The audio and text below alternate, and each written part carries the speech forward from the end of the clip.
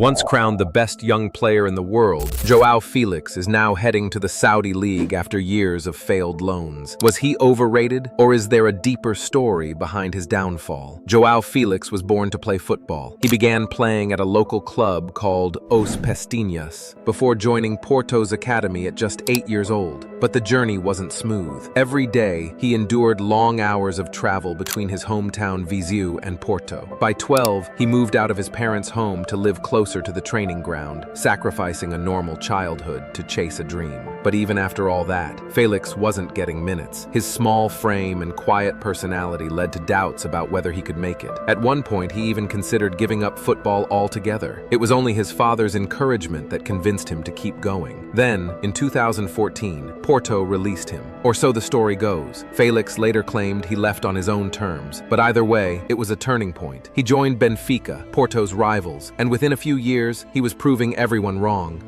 At 16, he became the youngest player to debut for Benfica B at the time. A year later, he was scoring hat tricks and starring in the UEFA Youth League, helping Benfica reach the final. And then came the 2018-19 season, the moment everything exploded. Felix was promoted to the first team and didn't take long to make headlines. He scored in the Lisbon Derby against Sporting, becoming the youngest ever to do so. But it was his intelligence, vision, and movement that really stood out. Felix wasn't just talented. He played with the swagger and maturity of someone 10 years older. Under manager Bruno Lage, Felix thrived. With Seferovic alongside him, he became Benfica's spark. He scored crucial goals against rivals like Porto and Sporting, and played like he belonged on the biggest stages. Then, in April 2019, he announced himself to Europe. Against Eintracht Frankfurt in the Europa League, Felix scored a hat trick and made history, the youngest player ever to do it in the competition. By the end of that season,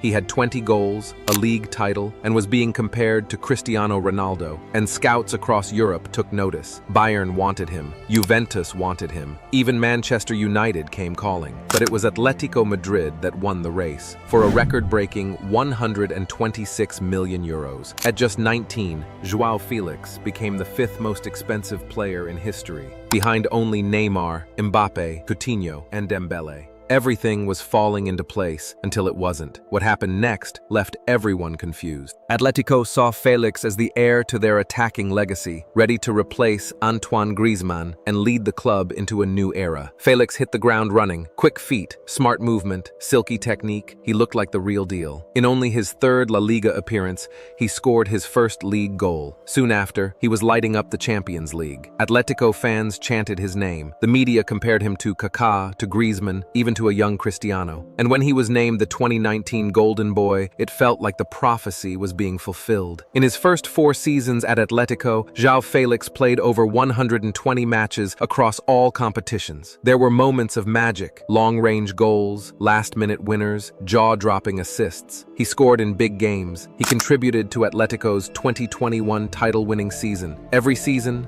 there were highlights, but rarely did it feel like he had found a home. Sometimes he was a starter. Sometimes he was on the bench. Sometimes he was brilliant. Sometimes just invisible. He wasn't flopping, but he wasn't flying either. By the end of 2022, things felt off. You could feel it in the body language, see it in the lineups. Felix was no longer the automatic starter fans expected him to be. He'd get subbed off early, dropped for key games, reports of tension, whispers of frustration. The Joao Felix project, at least in Madrid, seemed to be stalling. And in January 2023, the decision was made. He left the club on a short-term loan. He arrived at Chelsea during one of their worst seasons in decades, but fans were excited. A fresh face, a creative spark, a glimmer of hope. And for 58 minutes in his debut against Fulham, Felix looked electric. He was sharp, confident, involved in everything. But then, disaster. A late lunge, a red card, and just like that, he was suspended for 3 matches. Not the debut anyone expected. When he returned, he played well, scoring some excellent goals and looking like one of Chelsea's most exciting players. But Felix only managed 4 goals in 16 appearances, and Chelsea chose not to make the move permanent. Back in Madrid, things became tense. Felix did an interview. One sentence changed everything.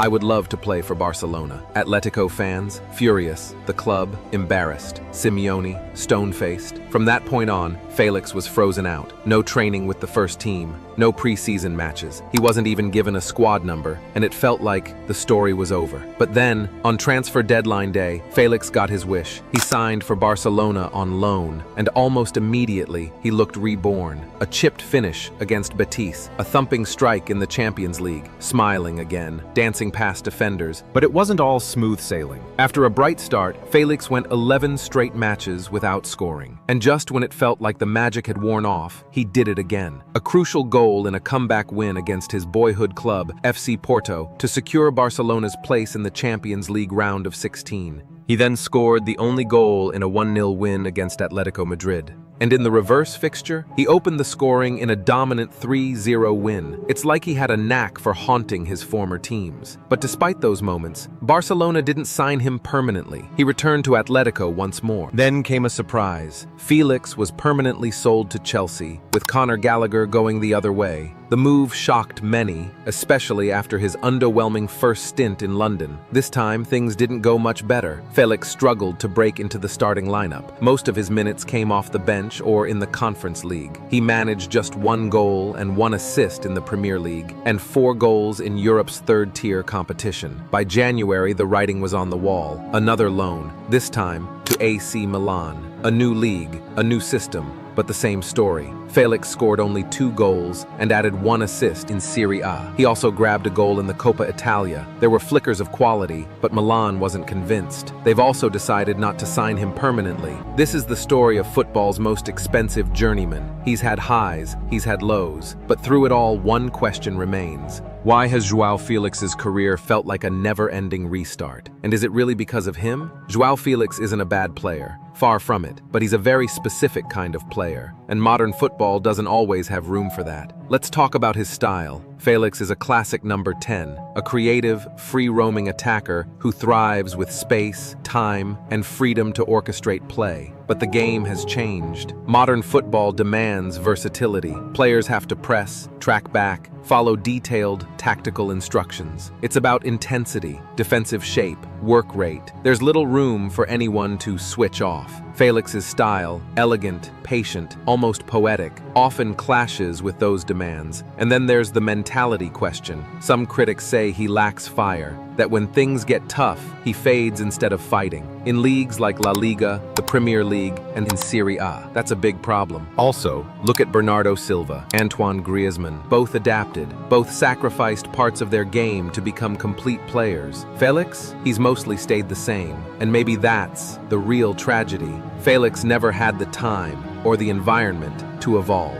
At Atletico, he was a flair player, trapped in a system built on control and discipline. And the pressure of that €126 million price tag only made it worse. At Chelsea, he walked into chaos, constant managerial changes, no tactical identity, and a bloated, confused squad. Then came Milan, a club dealing with financial instability, weak recruitment, and their worst finish in over a decade. So, where does he go from here? He's still only 25. Maybe all he needs is just one coach, one club, one last chance to become the player we all saw in 2019. Do you still believe in Joao Felix?